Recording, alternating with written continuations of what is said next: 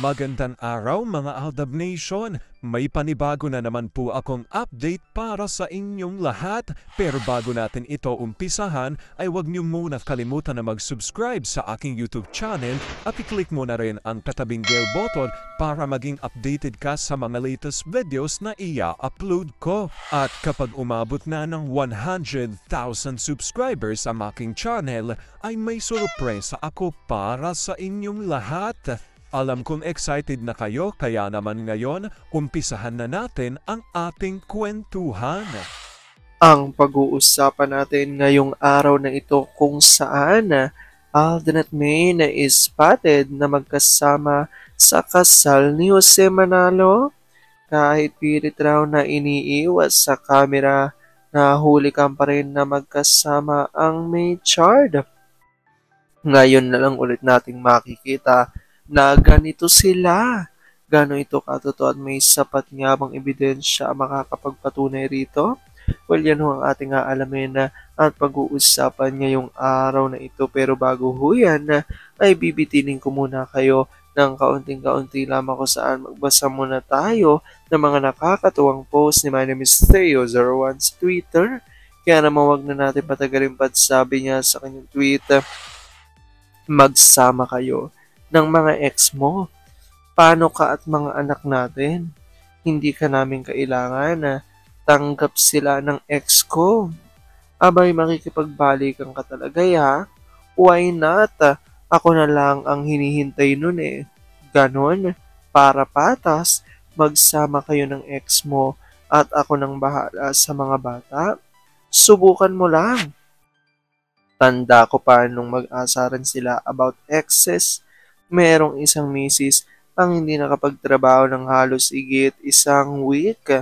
Dinala ata ni Mr. sa kanilang private resort at nilimliman ng isang linggo. Buhat nun, wala nang nakalagay na ibang contact sa CP ni Mrs. maliban kay Mr. Love, urong ka dito.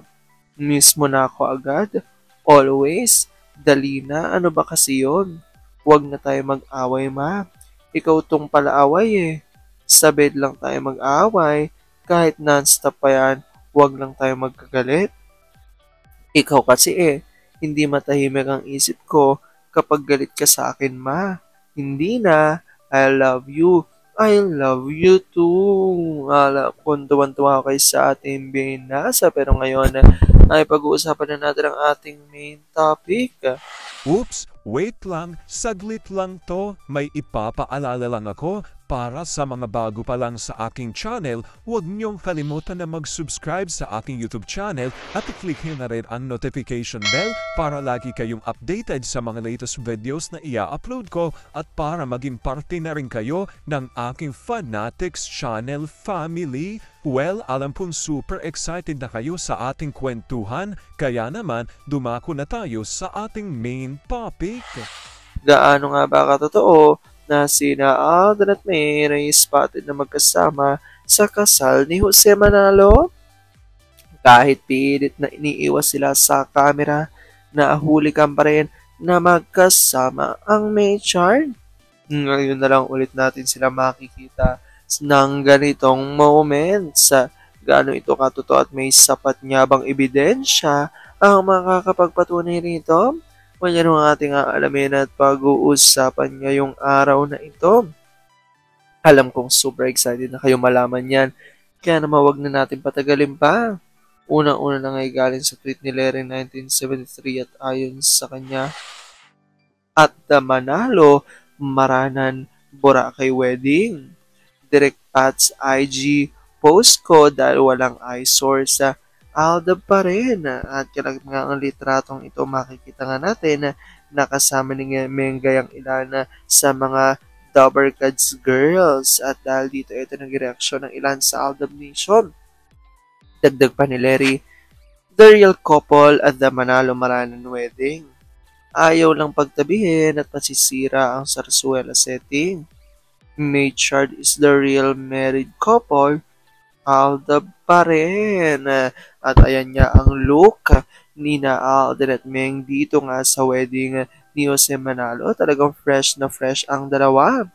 Dahil dyan ito reaksyon ni Jindam ayon sa kanya kasi nga mabubuko sila. Pero ang importante, nagkita si A at si Atay. Ano kaya reaksyon ni Atay nung nakita niya si A na mas guwapo pa sa kanya? Sabi ni Army, kasi nga po, mas gusto nilang itabi si M sa isang lolo na mukhang dugyot, pati siguro si Ganda na susuka. Katabing mas matanda pa ang tatay niya ang datingan ni Ipot. Iyak! Sabi naman ni Happiness, Aw! Bakit ramdam ko ang titig ni Habi kay Wifey? My heart! Sabi ni Jack Sparrow. Sila naman ang magkasama dyan. Pero dahil under nga ng sarswela, kailangan nilang takpan yan. Kung hindi, katapusan ng katangahan nila. Kaya kailangan ng partisipasyon ng momong mutlang bakla. At eto na nga ang tweet ni Larry 1973 at ayon sa kanya, the Zarzuela setting, so near yet so far. Siyempre, crap ko yung aklang mahilig umepal na pet ng tatlong lolong laos. Sa private life is a peaceful life tayo. Alda pa rin, no to solo projects. At kalakip nga ho ang litratong ito. At ayan nga at makikita natin na dito nga sa litratong ito, kahit na hindi nga talaga malapit sina Alden at Meng sa isa't isa, ngunit kapansin-pansin niya raw na tila nagsusuliyapan sina Alden at Meng di umano dito nga sa wedding ni Jose Manalo.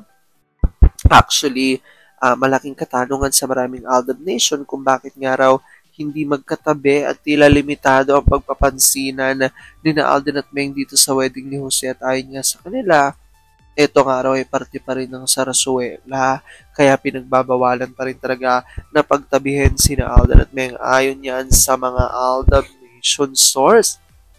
Well, nasanay kasi ang maraming mga Aldab Nation, alam kong alam nyo naman yan, di ba na kahit nasaan na mga pa-event ng mga Dabber Cards, talagang makikita natin noon, di ba, nung panahon pa ng Aldab Kalye Serye, kapag mayroon nga mga pa-event, di ba, ang mga Dabber Cards, sanay ang maraming mga Aldab Nation na talagang magkasama at magkatabi palagi sina Alden at Meng. So sa ngayon nga, talagang yan ang kinalulungkot ng maraming mga Aldab Nation dahil kapansin-pansin na iwas nga daw sa isa't isa sina Alden at Meng. So, syempre, yan ang malaking tanong ng maraming mga Aldab Nation kung bakit nag-iiwasan ng dalawa. So, ibig sabihin nga raw ba talaga ay wala na talagang may chart.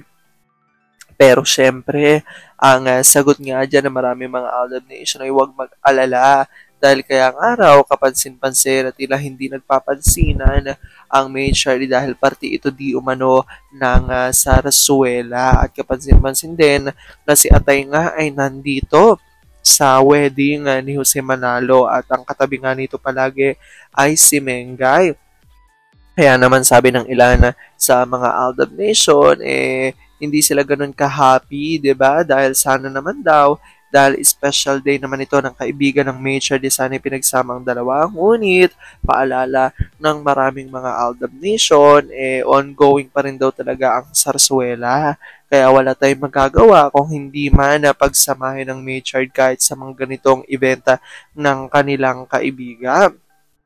Basta daw ang mahalaga, ayon yan sa mga Aldab Nation source, ay alam natin na kung ano ay di umanong totoong estado o relasyon ni na Alden at Meng. Kahit papaghiwalayin sila, ay kitang-kita nga raw sa mga ebidensyang ito kung gaano kalagkit ang tinginan ng dalawa. Ayon yan sa maraming mga Aldab Nation, kaya ito raw ang isa sa kailangan nating panghawakan. Well, comment down below nyo dyan guys kung ano po opinion nyo patungkol dito. Alam ko dahil dito marami pa rin sa inyo mas lalo ngayong kumakapit at naninindigan na Aldab Nature is real. Pero sabi nga natin na kahit na ano pa man na maging desisyon ni na Alden at Meng sa kanilang buhay, karir at buhay pag-ibig, kailangan natin sila supportan, kailangan natin ito tanggapin ng buong buo dahil yun ang kanilang deserve. At yan ang aking update for today's video. Maraming salamat mga Aldab Nation. Ingat!